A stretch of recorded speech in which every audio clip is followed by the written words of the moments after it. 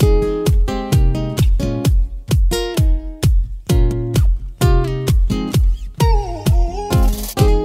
magandang araw mga kabidyo. Ito din ng Kim. So, welcome back to another episode of Unboxing. So mga biyan, may binuksan tayo kanina. First time natin mag-try Dubai Bale Men Mix Original Shorts yung nabuksan natin mga biyan. So, based sa pangalan ng Bale, yung laman na nabuksan natin is mix mga biyan. Merong sport shorts, walking shorts, may mga denim shorts, capri shorts mga biyan. So, i-flex ko sa inyo kung ano ba yung mga nakuha natin mga biyan. Bago ko i-flex pala mga biyan, bigyan ko na kayo kaagad ng feedback. All in all, nasa 156 pieces yung laman ng isang Bale.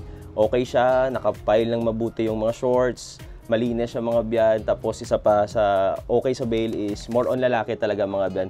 Compare mo sa original shorts na nakukuha natin sa mga US, mga nasa 50-60 pieces yung pambabae, the rest yung pang lalaki. So medyo hirap ibenta kasi yung pambabae. Mahirap ibenta yung pambabae mga biyan.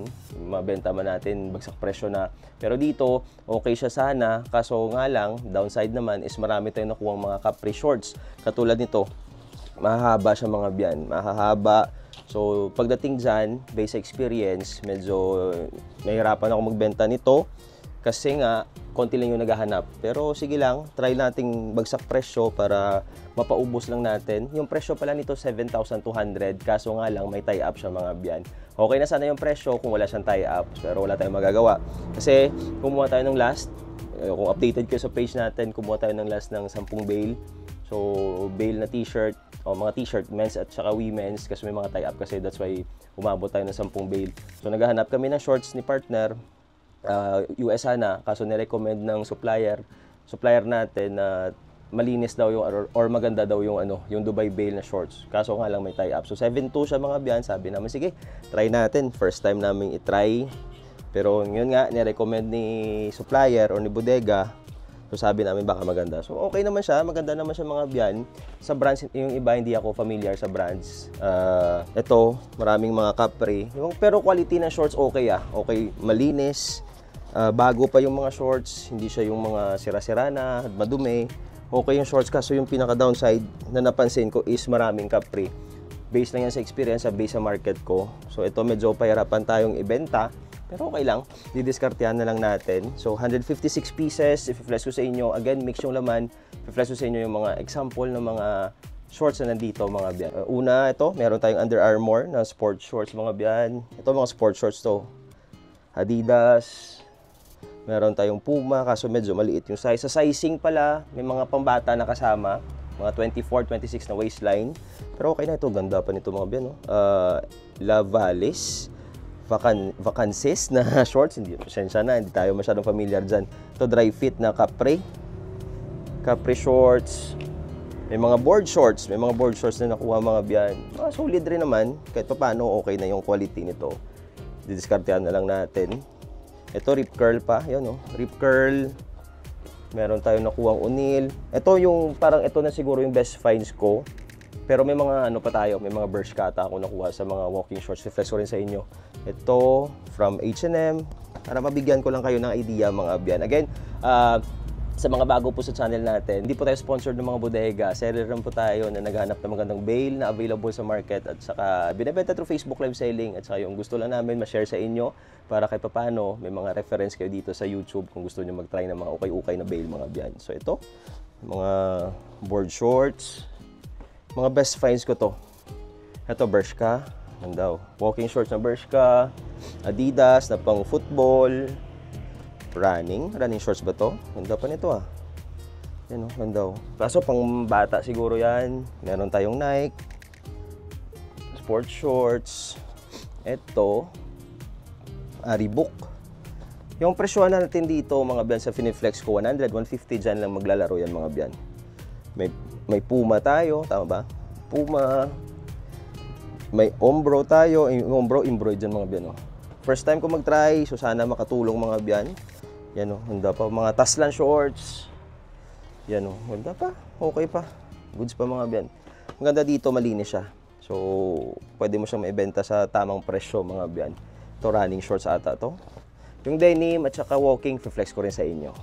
Yung pababae na nakuha natin siguro mga nasa 5-6 na peraso lang. Which is okay na okay para sa Bale mga biyan. Kasi pag, yun nga, sabi ko kanina, ito may Lacoste tayo. Lacoste yan mga biyan. Sabi ko kanina, sa original shorts na US, maraming nakamix na mga pambabae.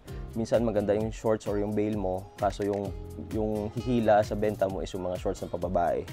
So, imbis na kung naging panglalaki lang yun, pwede mo pa may benta ng 100, 150. So, hindi na. Kasi pambabae, pwede mo na siya ibenta 40, 50 pesos. Yan yung bentahan natin kasi pag sinobrahan mo pa, wala matitenga yung mga items mo. Base lang yan po. Base lang yan po. Base lang yan sa experience mga biyan ha. Base lang yan sa pagbebenta namin ng ukay-ukay. Yan o.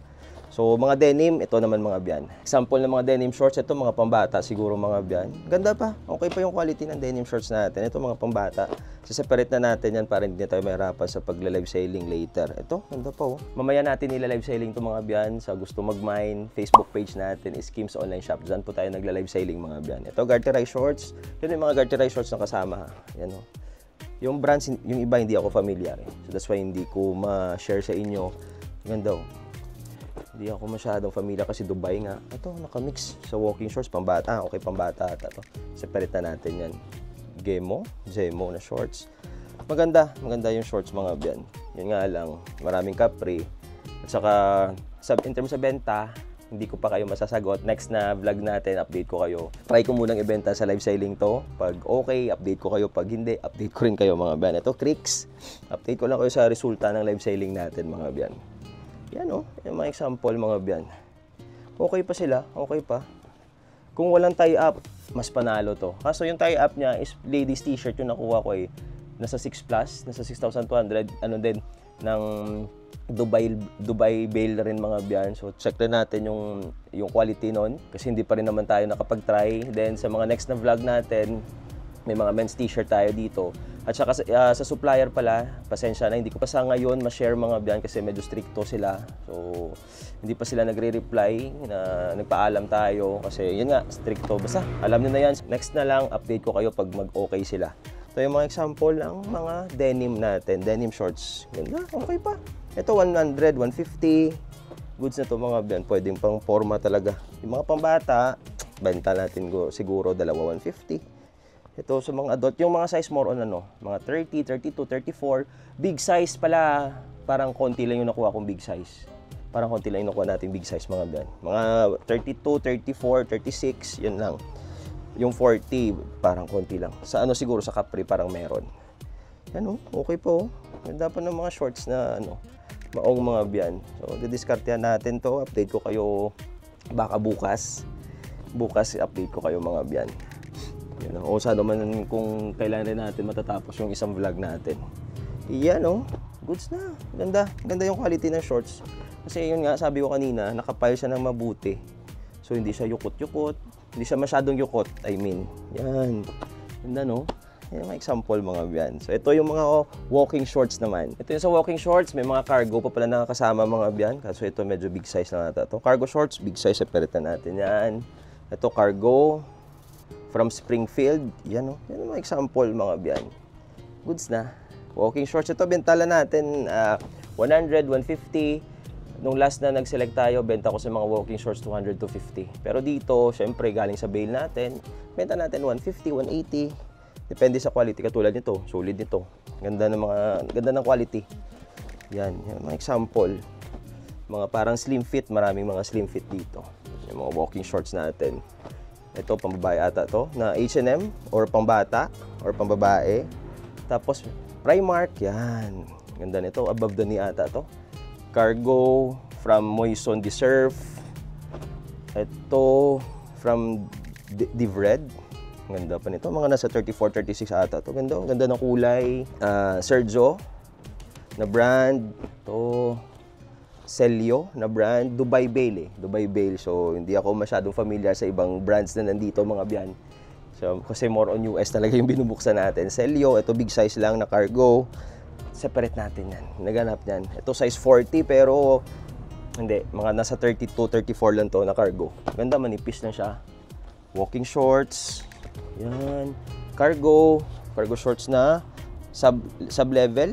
Tama ba? Sub-level na size 34 kasi medyo ano lang, mahaba lang. So ano siya, 34 tall.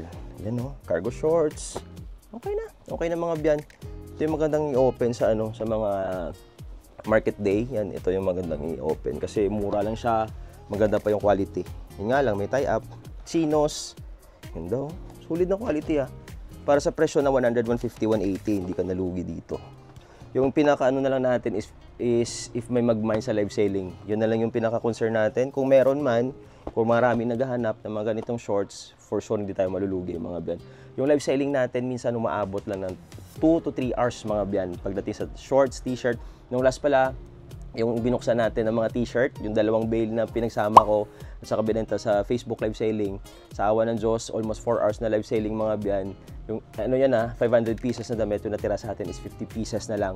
Pero, yun nga, after ng live selling, may mga nag-mine pa, may mga nag-PM pa. So, ngayon, parang natira 20 pieces na lang. So, panalo. Okay na okay yung benta natin doon kasi nga, mura lang yung kuha natin sa Maruti na men's t-shirt. Kung gusto niyo ma-check yung review ng bale, may mga upload tayo dyan mga biyan. Again, yung supplier, hindi ko pa ma-share. Pasensya na. Sige lang, update ko kayo. Don't worry. Yan, size 30 na shorts. Okay na okay. Kasi yung ginawa natin, mura yung bale. Parang nasa 40% na mas mura siya compare sa kinukuha nating Maruti. Umabot ng 10,600, yung 6.8 lang. Kaya nga lang, may tie-up siya. Pero sa tie-up, didiskartehan na lang natin tie-up. Ladies t-shirt yung nakuha natin na class B, 5,000. So sabi ko 5,000, mura na naman, madidiskartehan natin. Kung i-display ko siya, okay lang, kahit benta ko ng 20 pesos yung isa. Basta mabawi ko lang yung puhunan, okay na ako. Importante, sa men's t-shirt, panalo tayo mga biyan. Diskarte lang yan. Yan diskarte lang yan mga biyan. Panalo ka na, makakuha ka ng men's t-shirt na class B na for only 6,800.